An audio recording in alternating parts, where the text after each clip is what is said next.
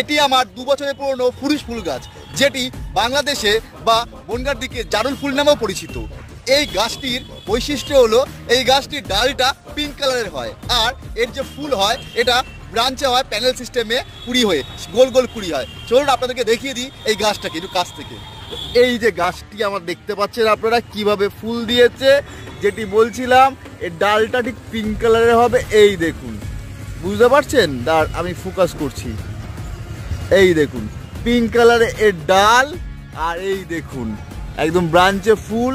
এই যে কড়ি দেখতে পাচ্ছেন, হ্যাঁ এই দেখুন এই যে কড়ি দেখতে পাচ্ছেন, এই কড়িতে এরকম একটা গোল ফুল হবে, একটা কুড়িতে এরকম একটা গোল ফুল হয়, এইভাবে সুন্দর করে ফুল দেয়। 2 বছরই শীতের সময় এই গাছটি এমন অবস্থা হয়েছে যেন এই গাছটা আর বাঁচবে না। তো আমি জানতাম না যে এটা জারুল ফুল গাছ এত সুন্দর হবে, এই এত সুন্দর কালার দেবে। এই লাল কালার কিন্তু সব জায়গায় পাওয়া যায় না, আর আমি ভেবেছি গাছটা মরে যাবে।